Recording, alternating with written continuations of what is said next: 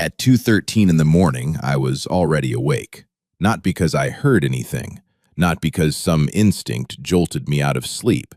I was awake because I had been waiting, and the motion alert that buzzed my phone at 2:13 a.m. was simply confirmation that the night was going exactly the way I thought it would.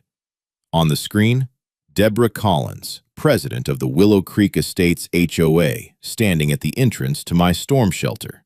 Bolt cutters in her right hand, flashlight in her left, dark clothes, leather gloves, the tight, deliberate expression of someone who had already rehearsed this moment a dozen times and decided it was justified. I watched her for a moment without moving. She cut through the outer padlock with one clean motion, practiced, efficient, no hesitation, and eased the door open with her shoulder. Then she stepped down into the shelter and disappeared from the exterior frame. I switched to the interior feed. She was already sweeping her flashlight across the shelves, the storage bins, the file boxes stacked along the far wall. She wasn't inspecting anything. She was hunting. I set my phone face up on the nightstand and did not call the police. Not yet. I could have called them the moment I saw the bolt cutters. I could have been outside in 30 seconds. But that would have given Deborah exactly what she needed, a confrontation she could spin, a he said, she said she could drag in front of the board, a moment of disorder she could turn into a complaint against me. That wasn't how this was going to end. The truth is, I had known for some time that Deborah Collins was going to make a move like this. I just needed her to make it completely, on camera, alone, at 2 in the morning. With bolt cutters she had brought herself, leather gloves she had put on herself, and a flashlight she had switched on herself, inside a structure she had no right to enter. I let her keep searching. Some people assume that staying quiet means you've run out of moves, but there's a particular kind of patience that isn't surrender. It's architecture. You build the walls slowly, from the outside in, and you let the other person walk through the door before you close it. Deborah Collins had been building my case for months. That night, she just finished it. If you already know someone is digging their own grave, do you pull them back, or do you hand them a shovel and let them finish the job? My name is Ethan Carter. I'm 44 years old, and I live alone on 2 acres of land in Tennessee that my parents left me when they passed. I used to be a firefighter, 14 years on the job. Not the kind of career you drift into. You choose it, or it chooses you, and either way, you end up carrying it in your body long after the shift ends. I liked the work. I liked the clarity of it. Something is burning. Someone needs help. You go in. There's no negotiation, no politics, no one sending you a violation notice about the color of your gear. The knee ended it.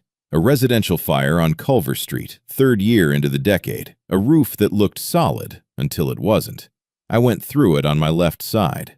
By the time the surgeons were finished, I had hardware in my leg and a medical retirement I hadn't asked for. 41 years old. The department was decent about it. Pension, paperwork, a handshake from the chief. But the job was gone, and I had to figure out what came after. What came after was the land.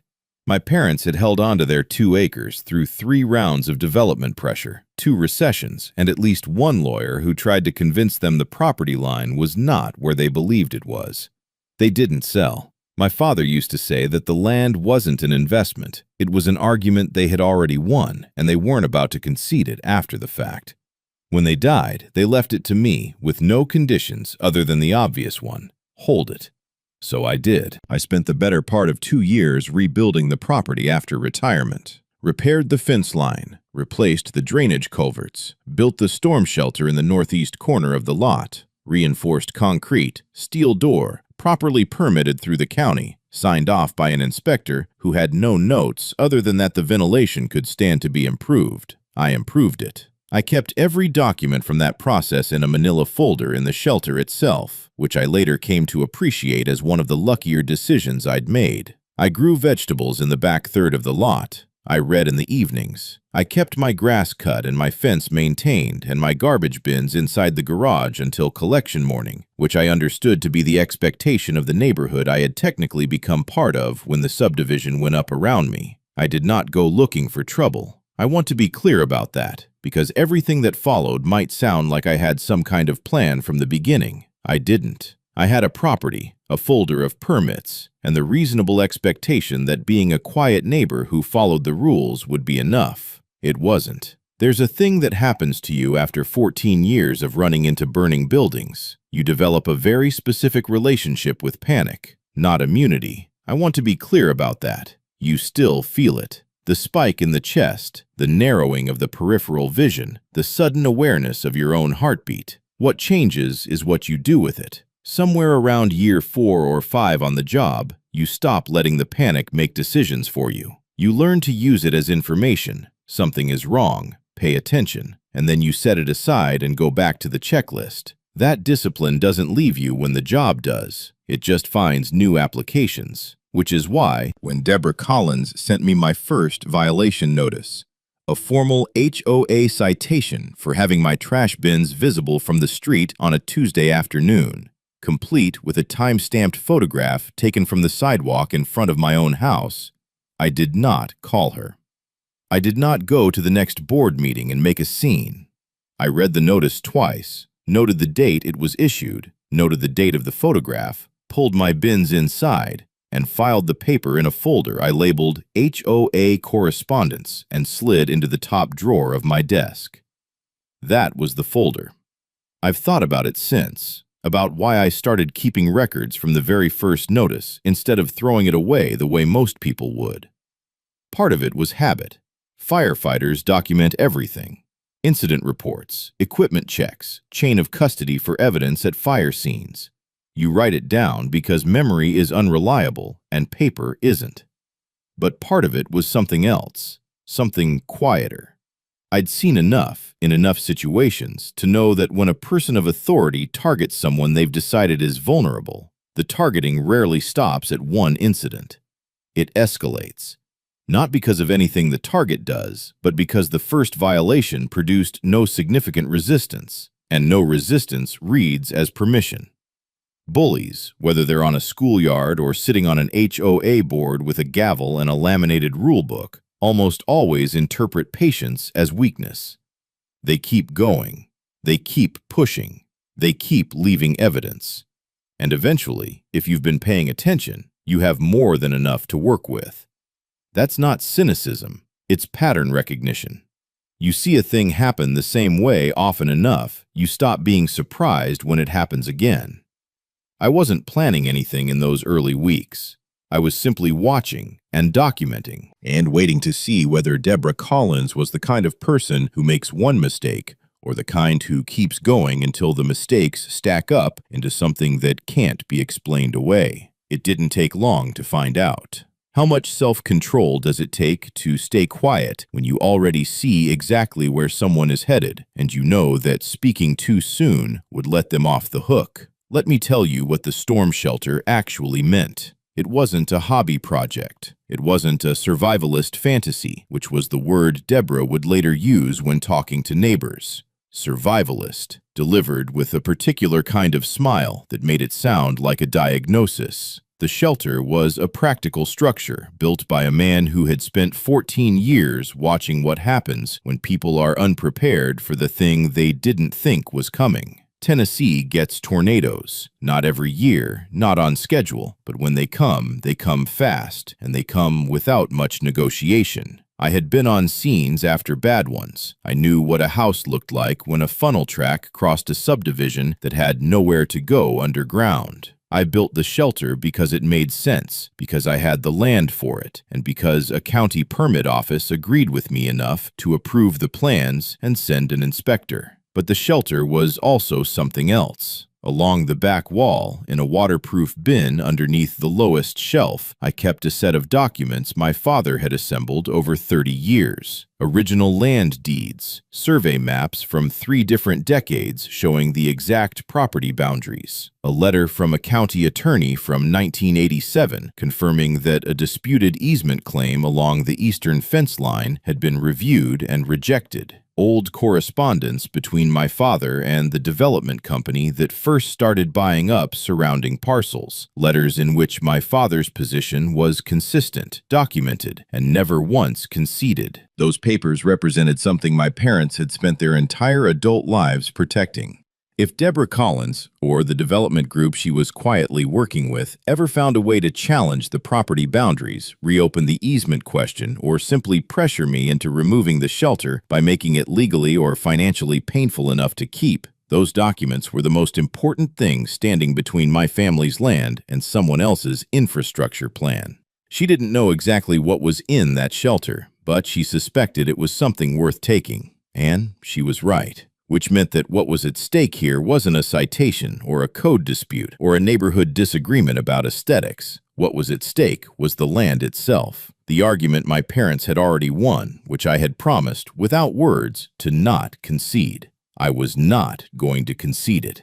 The second violation notice arrived 11 days after the first. This one cited my fence stain. Specifically, it stated that the color of the wood stain on my rear fence was not among the 4 approved shades listed in the Willow Creek Estate's architectural standards, a document I had never received, had never been told existed, and which turned out to be a 14-page PDF available only through a password-protected section of the HOA website that new residents were supposed to be given access to upon move-in. I had not been given access because I had not moved in. I had always been here. The subdivision had moved in around me. I pulled up the standards document after requesting the password through the HOA contact form. I found the fence stain section. I looked at the 4 approved colors. Then I went outside and looked at my fence in afternoon light. My fence stain was a standard cedar tone. The closest approved shade was called Harvest Oak. In direct sunlight, standing 6 feet away, a reasonable person could not have told them apart.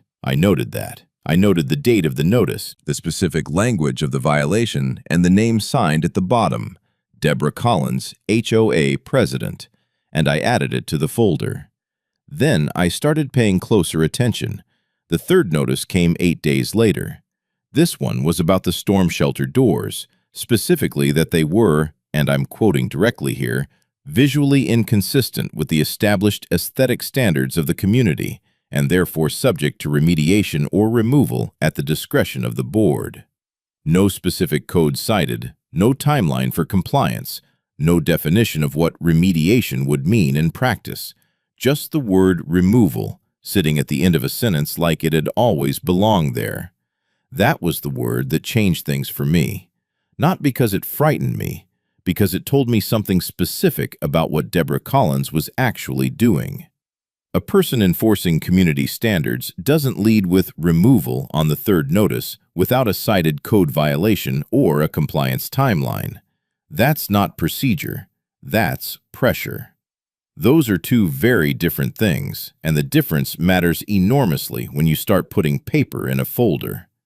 I sat with that for a day. Then I drove to the county records office and requested a public records search on development applications filed within a half-mile radius of my property address in the past 18 months.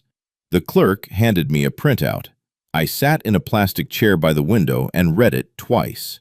There it was, a preliminary drainage rerouting and private access road expansion proposal submitted by a limited liability company called Ridgeline Development Partners, filed 7 months ago.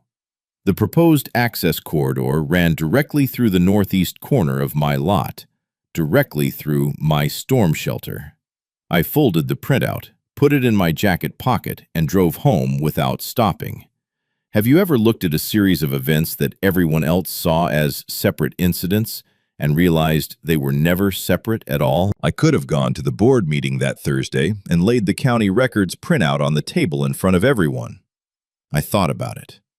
I sat at my kitchen table the night before with the Ridgeline Development Partners filing, the 3 violation notices, and a yellow legal pad, and I mapped out exactly what I would say. It wasn't complicated. The timeline was clean. The connection between Deborah's escalating pressure campaign and the development proposal running through my property was not subtle. It was the kind of thing that, once you saw it, you couldn't unsee it. I could have walked into that meeting and ended it in 20 minutes. But I kept coming back to one problem. What exactly would end? Deborah would deny any connection to Ridgeline. There was nothing yet in the public record linking her personally to the development group, only the proposal itself and a pattern of HOA violations that any halfway competent lawyer could argue was coincidental and procedurally legitimate. She would stand at the front of that room with her binder and her laminated agenda, and she would say that she was simply enforcing community standards, that the development proposal was a separate matter entirely, that she had no knowledge of or involvement in any private business arrangement, and without something more concrete, I would be the man making accusations he couldn't fully prove. That would not end things. That would give her a warning. And a warned Deborah Collins would cover her tracks, slow down, wait me out, and find a quieter way to accomplish the same goal. I would have spent my one clear shot and hit nothing permanent. So I did not go to the board meeting. Instead, I did something smaller. I sent Deborah Collins a single email the following morning, short, polite, and precise. I told her I had reviewed the violation notices and had some questions about the enforcement process. I told her I'd been doing some research at the county records office and found some materials I thought might be relevant to recent HOA decisions. I told her I was happy to discuss things informally before any further action was taken, and that I hoped she would be willing to do the same. I kept every word of it neutral, nothing threatening, nothing accusatory. What I was doing, in the language my father would have recognized from his own decades of quiet property defense, was giving her a door, a chance to stop, a moment where she could have looked at that email, read between the lines the way any careful person would, and decided that perhaps the storm shelter wasn't worth the risk after all. She replied 4 hours later. Mr. Carter, the HOA's enforcement process is established and non-discretionary. If you have concerns about specific notices, you are welcome to submit a written appeal through the standard form. Regards, Deborah Collins, HOA President. She had walked right past the door without looking at it. When someone hands you a way out and you don't take it, at what point does whatever happens next stop being something that was done to you? After that email, things moved faster. Within 2 weeks, a county inspector showed up at my gate unannounced on a Wednesday morning, clipboard in hand, saying he'd received a complaint about potential unpermitted electrical modifications to a backyard structure. I showed him the shelter. I showed him the original permit, the inspection sign-off, and the ventilation improvement documentation.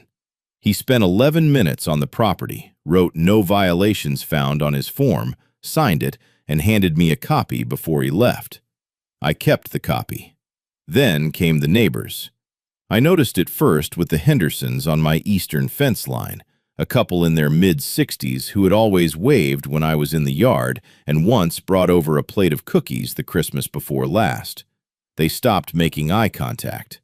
Then Marcus Webb, 2 houses down on the Willow Creek side, who I'd helped pull a tree limb off his back fence after a storm the previous spring, started parking slightly differently in his driveway, angled away, like a small physical punctuation mark on a change in feeling. I didn't have to wonder long about the cause. A neighbor, I'll call Patricia, I'll explain why I'm protecting her name later, told me quietly one afternoon, over the fence between our yards, that Deborah had been talking. Specifically, that Deborah had described me at a neighborhood coffee gathering as antisocial, obsessed with some kind of survivalist setup, and, the one that stuck, the kind of person who makes things difficult for everyone when all we're trying to do is maintain a community standard. No accusations specific enough to be actionable, just impressions, carefully distributed to the right people in the right rooms. I listened to Patricia. I thanked her, and after she went back inside, I stood in my yard for a moment and looked at the shelter. Deborah wasn't just applying pressure through official channels anymore. She was managing the social terrain, isolating me, making sure that when the next move came, there would be fewer people inclined to ask questions about it. She was very good at this. She just didn't know I was taking notes on all of it. The week after Patricia's warning, I made 3 phone calls and spent one afternoon doing something I should probably have done from the beginning. The first call was to a security company in Nashville that a former colleague from the department had recommended after his own property dispute 2 years prior. I described what I wanted: infrared cameras covering all 4 sides of the shelter exterior, a motion sensor array with timestamp logging, and interior audio recording triggered by door contact. The technician who came out on Friday was professional and quiet and finished the installation in under 4 hours. He tested every feed from my phone before he left.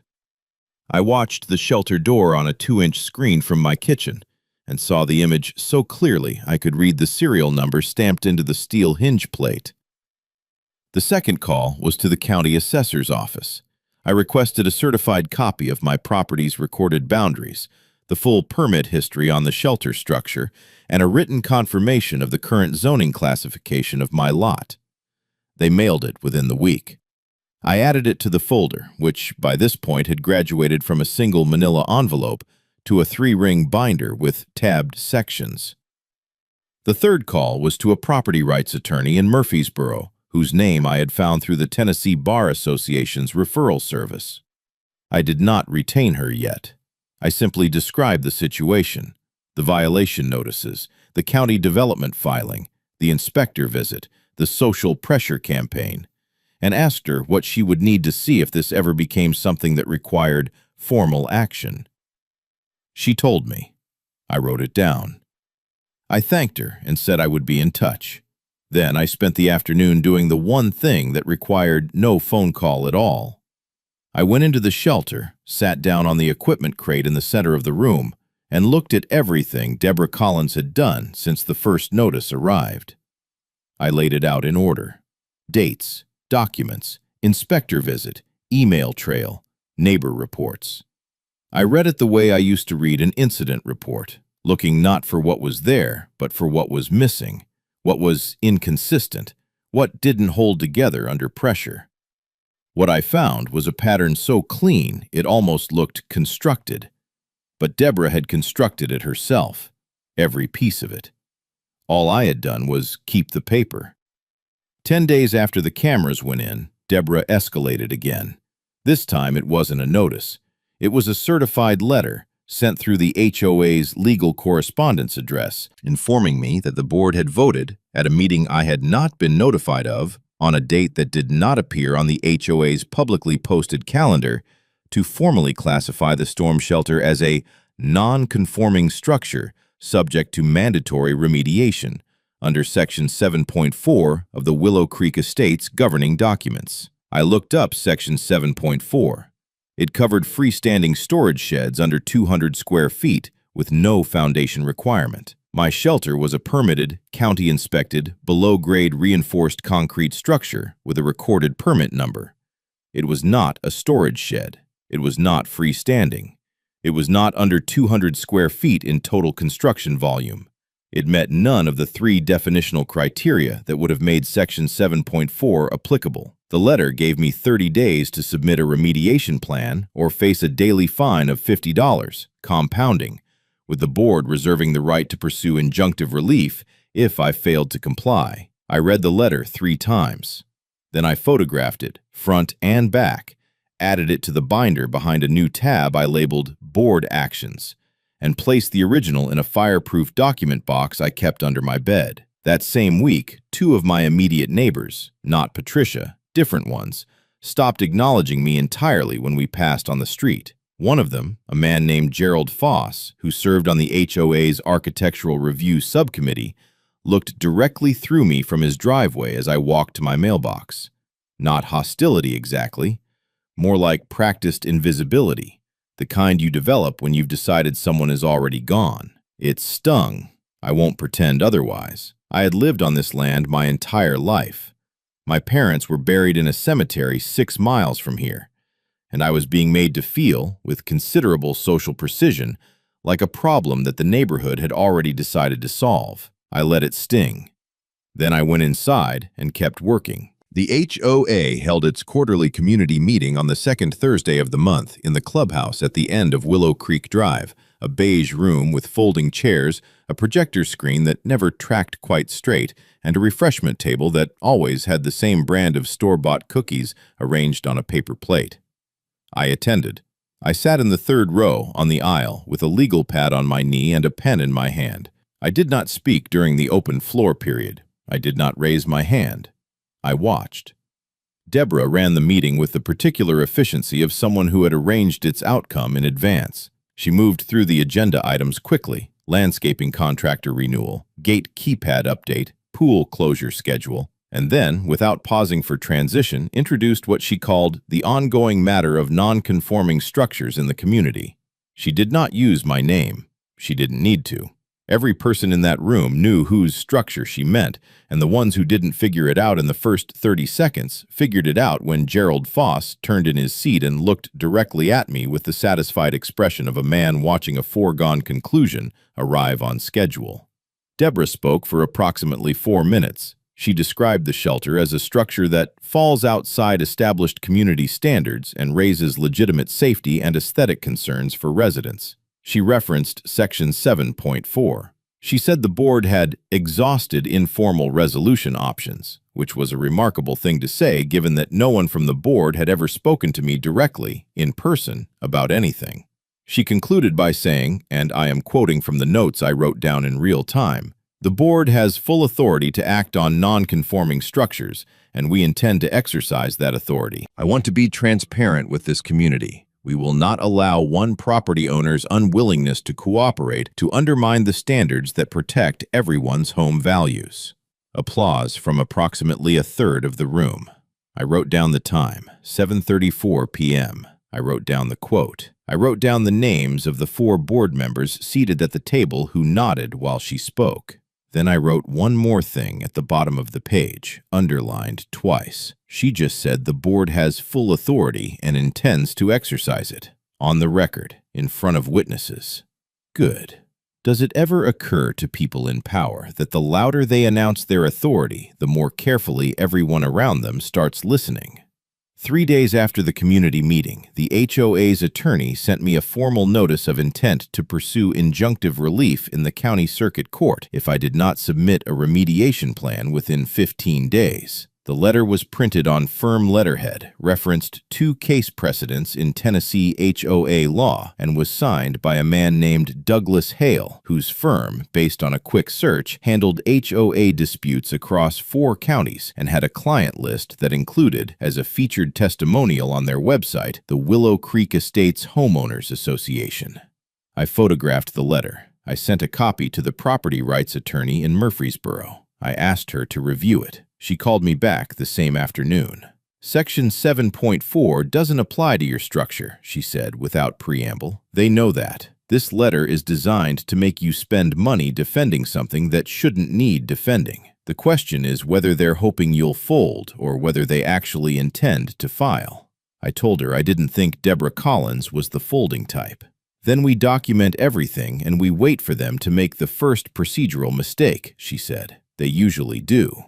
I told her I was already doing that. She told me to keep going. What followed over the next 3 weeks was a systematic expansion of the pressure campaign that, in retrospect, I can only describe as Deborah Collins attempting to build an entire institutional apparatus around a goal she had never been authorized to pursue in the first place. She arranged for the HOA's contracted property management company to send their own inspector, not a county official, a private contractor paid by HOA dues, to assess the shelter from outside my fence line and produce a written report characterizing it as a structure of concern with potential impacts on community safety and drainage. The report was 2 pages long and contained no measurements, no cited codes, and no engineer's signature. It was, in the technical sense, worth exactly nothing. But it was a document, and Deborah circulated it to every homeowner in the subdivision via the HOA newsletter. I received my copy in the mail. I added it to the binder. She then posted on the community's private Facebook group, a forum I had never been invited to join but which Patricia screenshotted and sent to me, a message describing the shelter as an unresolved structural concern that the board is actively working to address in the interest of all residents. 41 reactions, 14 comments, most of them supportive of the board's position. 2 questions asking for specifics that Deborah answered with, "We're following proper procedure and will update the community as appropriate." I had Patricia screenshot everything, time-stamped. The HOA's landscaping contractor, during a scheduled maintenance visit, photographed my shelter doors from the shared access path along the property boundary and submitted the photos to Deborah directly, a fact I learned later from the contractor's own invoice, which was obtained through a public records request on HOA expenditures because the HOA was a registered nonprofit entity in Tennessee and therefore subject to member records requests under state law. That invoice listed the photographer's visit as a line item, billed to the HOA General Operating Fund, paid with dues collected from every homeowner in Willow Creek Estates, including, technically, from the handful of residents whose properties had originally been part of my family's land before the subdivision was built. I noted that, too. There were people in Willow Creek Estates who knew something was wrong. Not many, but they existed. Quiet, careful people who had watched Deborah Collins run the HOA long enough to recognize the difference between enforcement and vendetta, between procedure and theater. They said nothing publicly because saying something publicly about Deborah Collins in Willow Creek Estates carried a social cost that most of them had decided, reasonably enough, they weren't willing to pay. Patricia was one. She had been feeding me information carefully, in small amounts, always over the fence, never in writing, always with the slightly pained expression of someone doing the right thing while fully aware it might not be the safest thing. The other one was a man named Roy Eddington. Roy was 67, a retired civil engineer who had moved into the subdivision 4 years ago and served briefly on the HOA's infrastructure subcommittee before quietly stepping back after a disagreement with Deborah over how maintenance funds were being allocated. He had never said anything to me directly, but twice in the weeks following the community meeting, I had looked up from my yard to find him standing at his back fence, 2 properties removed from mine, with a sight line to my shelter, watching the property management inspector with an expression I recognized from years of reading scenes quickly under pressure. It was the expression of a man doing math in his head and not liking the answer he kept arriving at. On a Saturday morning in the 3rd week of the pressure campaign's institutional phase, Roy walked over to my front door for the first time. He stood on the porch with his hands in his jacket pockets and looked at the floor for a moment before he spoke. "I looked up that development proposal," he said. "The Ridgeline filing. I know what that access corridor does to your property if it goes through." I told him I knew, too. "You need the drainage survey from 2019, he said. "The one the county commissioned before the subdivision expansion. It establishes existing water flow patterns across your lot. If they try to reroute drainage as part of that access road project, that survey makes their whole engineering basis fall apart." He handed me a folded printout he had pulled from the county's public GIS database. Then he put his hands back in his pockets and walked home without another word. How many people witness something wrong and say nothing? Not because they don't care, but because they've calculated that speaking costs more than they're willing to spend.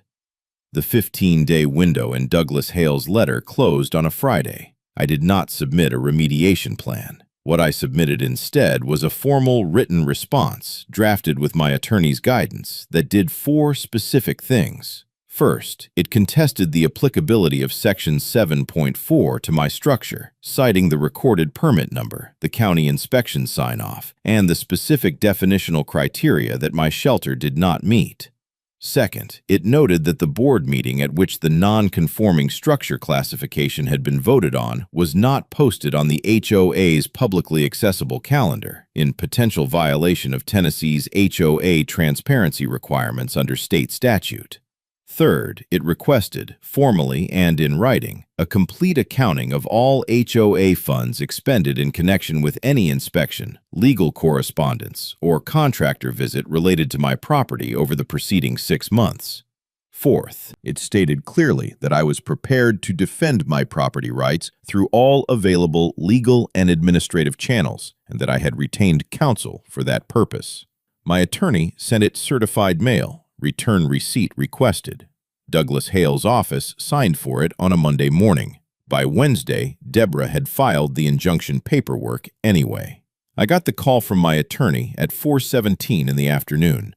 She was calm, calmer than the situation might have warranted, I thought, until she explained why. The injunction filing, she said, was actually useful to us. It forced the dispute into a formal legal record. It required Deborah and the board to state their position under oath in a document that would be reviewed by a judge who had no relationship with Willow Creek Estates and no interest in anyone's home values. It took the matter out of the beige clubhouse with the crooked projector screen and put it somewhere that had rules about evidence. She's handed us a venue, my attorney said. Let's use it. The hearing was set for 3 weeks out. That gave me 3 weeks, and it gave Deborah 3 weeks. And the difference between us in those 3 weeks was this. I spent them organizing what I already had, while Deborah spent them convinced she had already won. It was during those 3 weeks that I made the decision about the phone call. I had been thinking about it for a while. A specific conversation, carefully timed, designed to accomplish one thing: not to threaten, not to negotiate. To plant a seed, to say something true in a casual enough way that it would sound like an accidental disclosure rather than a deliberate move, and then wait to see what Deborah Collins did with the information. I knew what she would do with it.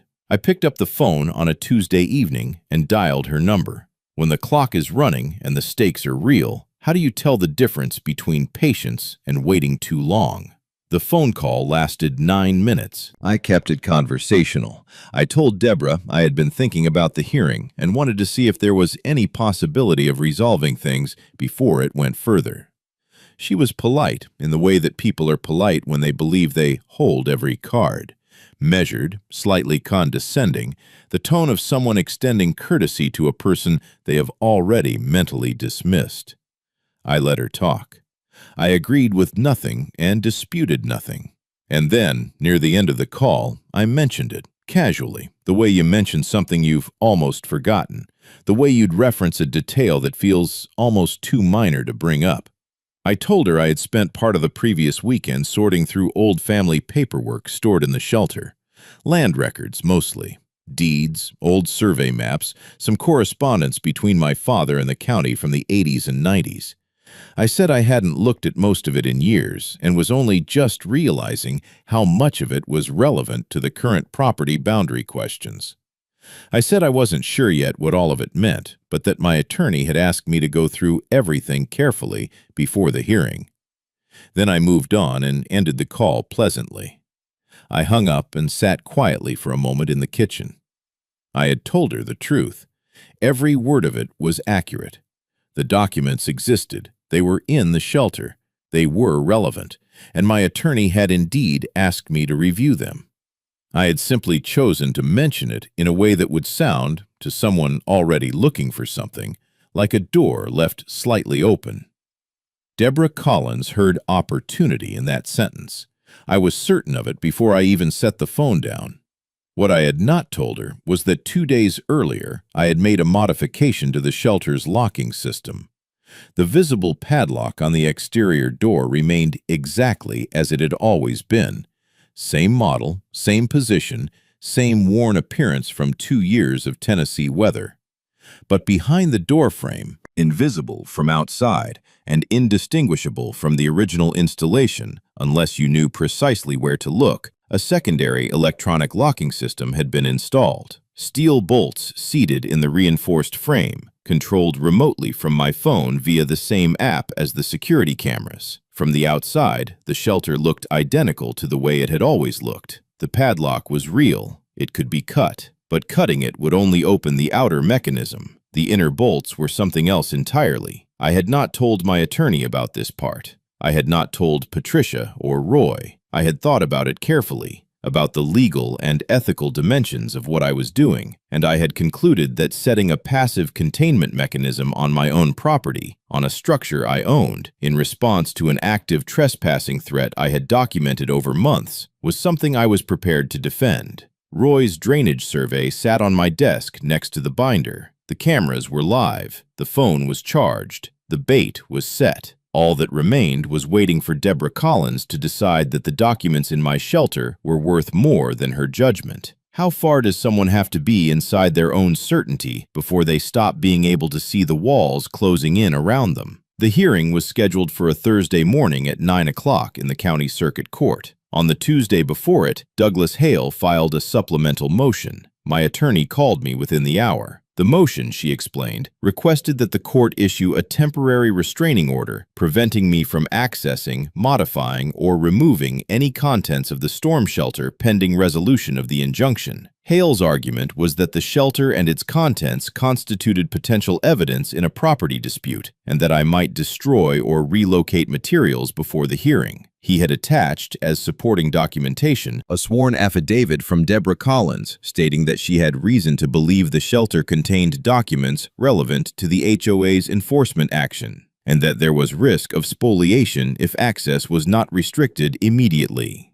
I sat with that for a moment. She had filed a sworn affidavit about documents she had no legal knowledge of, in a shelter she had no legal right to enter, based on information she had obtained from a phone call I had recorded in its entirety. The affidavit was, in the most precise sense, a document Deborah Collins had created about a place she was planning to break into. She had put her name on it. She had signed it. She had submitted it to a court. The judge granted the temporary restraining order the same afternoon. By Wednesday morning, there was a court order restricting my access to my own storm shelter, a structure I had built, permitted, inspected, and maintained on land my family had held for decades, based on an affidavit from the woman who had been orchestrating a pressure campaign against me for months on behalf of a development group she had never publicly disclosed her relationship with. I stood in my backyard and looked at the shelter for a long time. This was the part that hurt. Not because I hadn't seen something like it coming, I had, but because seeing it coming doesn't fully prepare you for the specific weight of standing on your own land and feeling the machinery of an institution lean against you with the temporary, paper-thin legitimacy of a rubber stamp from a busy judge who had read one side of a story. My neighbors who had stopped making eye contact were going to hear about this. The restraining order would filter through the Facebook group, through the coffee gatherings, through the careful social architecture Deborah had been building for months. And the version they heard would be Deborah's version, that the court had sided with the HOA, that the board's concerns had been validated, that Ethan Carter's shelter was exactly the problem she had always said it was. I went inside. I made coffee. I sat at the kitchen table with the binder open in front of me and read through everything from the beginning. Every notice, every letter, every screenshotted post, every invoice line item, every time-stamped camera log. Roy's drainage survey, the Ridgeline development filing, the recorded permit, the inspector's sign-off, my attorney's annotated copy of Section 7.4, with 3 paragraphs highlighted in yellow showing exactly why it did not apply to my structure. And the phone call recording, 9 minutes and 14 seconds of Deborah Collins being told in plain language that there were documents in that shelter, the same shelter she had just sworn to a court she needed access to. I closed the binder. I checked the camera app. The shelter sat quiet in the gray afternoon light. Padlock in place, steel bolts locked behind it, every angle covered. Then I picked up my phone and sent my attorney a single message. She's going to go in before the hearing. Be ready. When the system moves against you on paper and everything looks like you've already lost, how do you hold on to the knowledge that paper isn't the whole story? My father was not a complicated man, but he was a precise one. He kept records the way some people keep faith, quietly, consistently, without requiring an audience. Every property transaction, every boundary survey, every letter from a county office or a development company, or a neighbor with a question about the fence line went into a labeled folder in a filing cabinet in the spare bedroom. He didn't do it because he expected trouble. He did it because he understood that the world occasionally produces people who count on others not having paper when the moment arrives that paper matters. He was right about that more than once. I thought about him a lot during those 2 days between the restraining order and the night Deborah came. Not with sentimentality. I'm not built that way, and neither was he. More with the particular clarity that comes when something your parents tried to hand you is about to be tested in a way they couldn't have anticipated, but somehow prepared you for anyway. He had held this land through pressure that came in different forms than mine, but with the same essential character, someone larger, better connected, and more institutionally fluent, deciding that what belonged to someone quieter was actually available. He had not conceded it. I was 44 years old, alone on 2 acres, with a bum knee and a binder full of documents and a camera system watching a shelter I had built with my own hands on land I had no intention of losing. And somewhere in the restraining order paperwork, in the condescending efficiency of Douglas Hale's motion, and the swirling quiet of a Wednesday afternoon, with no one on my street meeting my eyes, I felt something settle in my chest that I can only describe as the specific weight of not being willing to be the generation that let go. My parents were not buried here, but everything they spent their lives building was. That's not drama. That's just the arithmetic of what was actually at stake, the thing underneath the permit numbers and the section citations and the development filing, the thing that Deborah Collins, for all her organizational efficiency and her leather gloves and her signed affidavits, had never once stopped to consider. She thought she was dealing with a property dispute. She was dealing with something a person inherits that cannot be itemized on an HOA violation notice.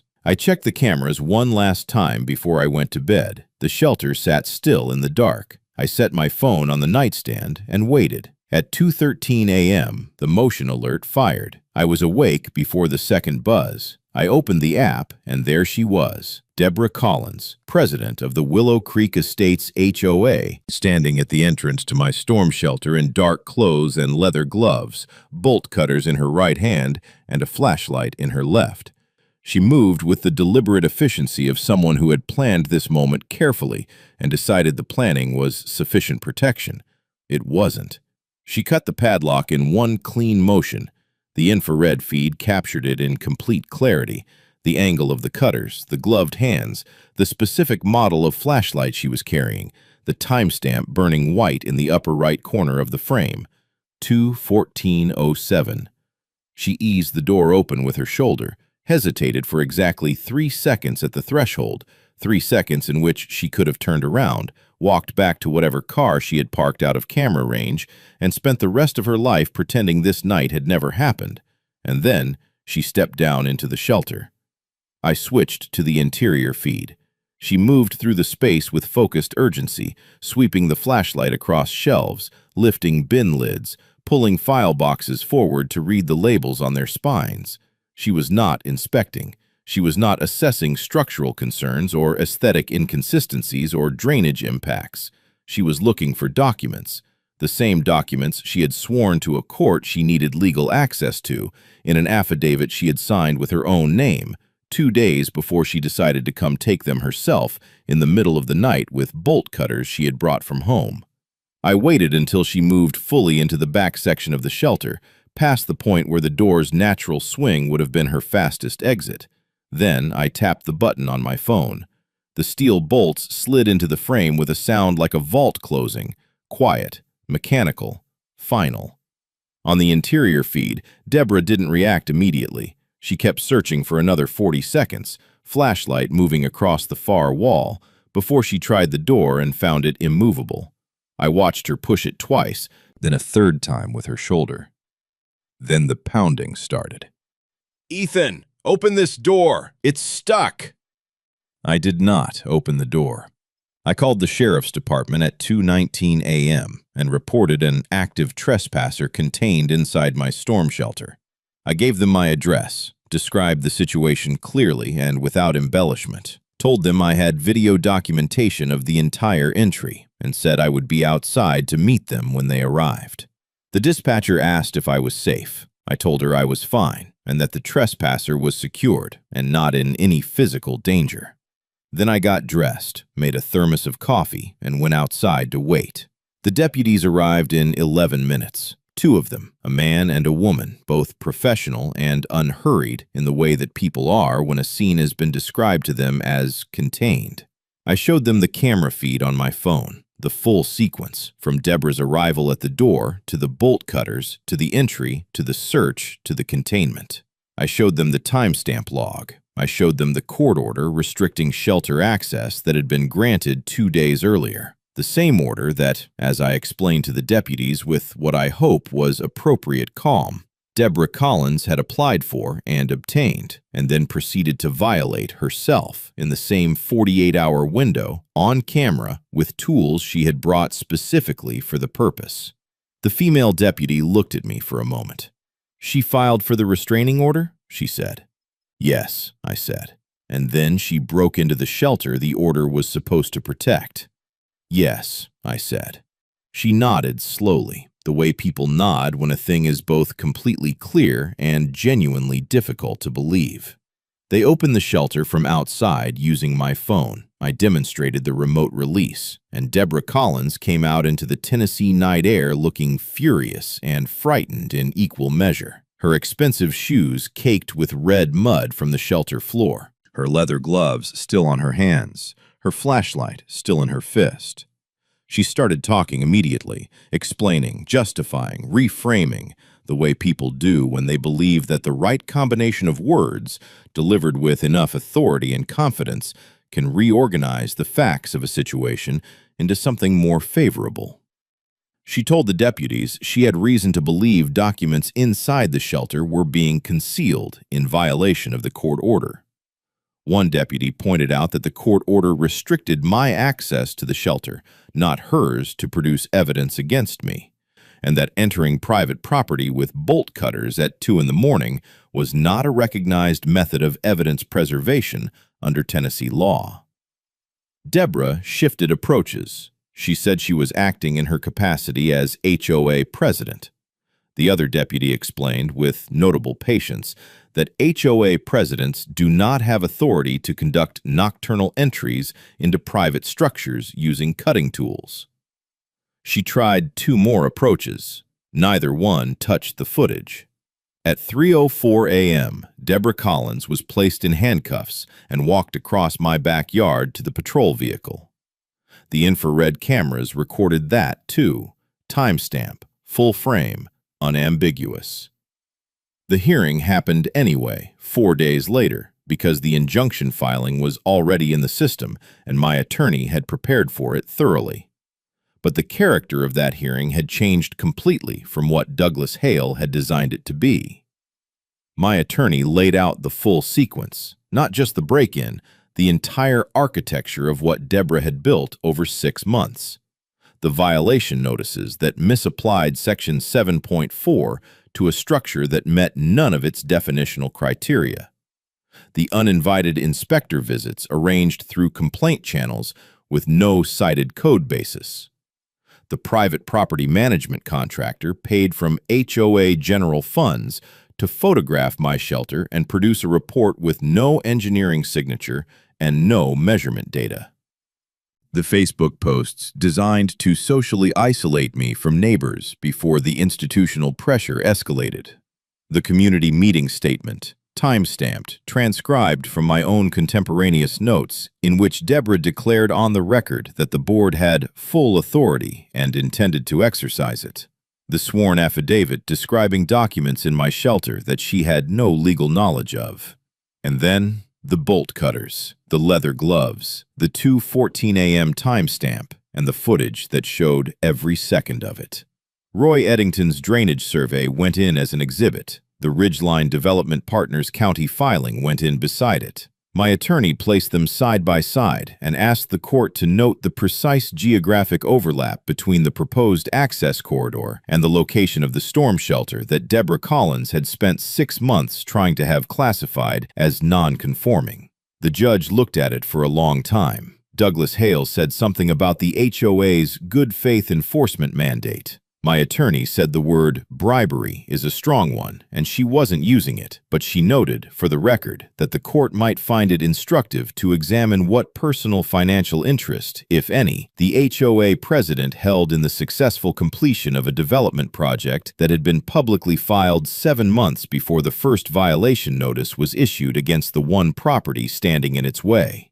The injunction was dismissed. The restraining order was vacated. The court referred the matter of Deborah Collins's conduct, the break-in, the sworn affidavit about documents she subsequently attempted to obtain through criminal trespass, the potential misuse of HOA funds, to the county attorney's office for review.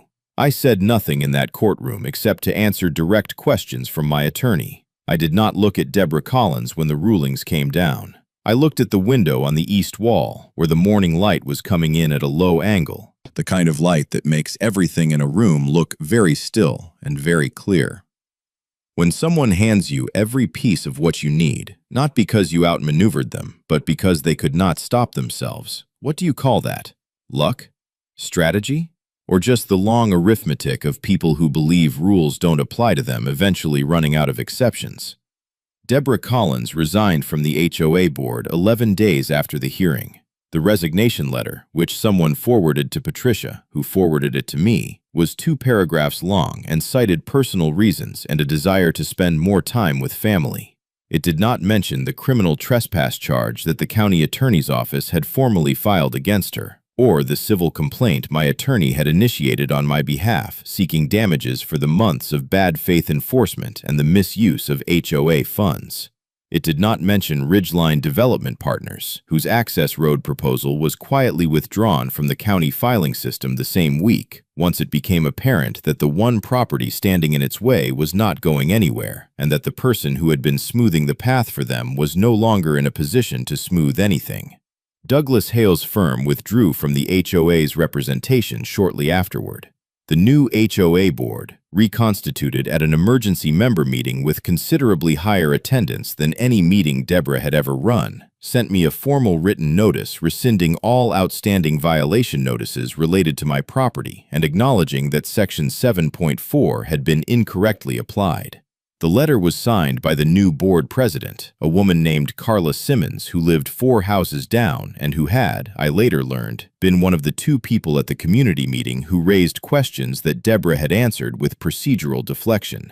I framed the rescission letter. It's on the wall in my kitchen, next to the window that looks out toward the backyard. The storm shelter is still there. The permit documents are still inside it, in their waterproof bin behind the lowest shelf, alongside my father's land deeds and the survey maps and the 1987 letter from the county attorney confirming that the easement claim had been reviewed and rejected. Roy's drainage survey has joined them. The binder lives on the desk now, not in a drawer, a habit I have no particular reason to break. Patricia still talks to me over the fence. The Hendersons started waving again sometime in the spring, a little tentatively at first, then, with the uncomplicated warmth of people who have quietly reassessed a situation and arrived at a different conclusion. Marcus Webb helped me replace a section of the eastern fence line in April. We didn't talk much while we worked. That was fine. I still grow vegetables in the back third of the lot. I still read in the evenings. My knee still gives me trouble when the weather changes, which in Tennessee is frequently. Some mornings I go outside early, before the neighborhood is fully awake, and stand in the yard and look at the shelter and think about what it took to keep a thing that was already mine. Not a fight, not a confrontation, not a single moment of losing my temper or saying something I couldn't take back. Just patience, paper, and the willingness to let someone walk all the way to the end of what they were willing to do, and be there, quietly, with the cameras running when they arrived. My father would have understood exactly. What is it worth to win something cleanly, not by overpowering someone, but by simply letting the truth finish what they started?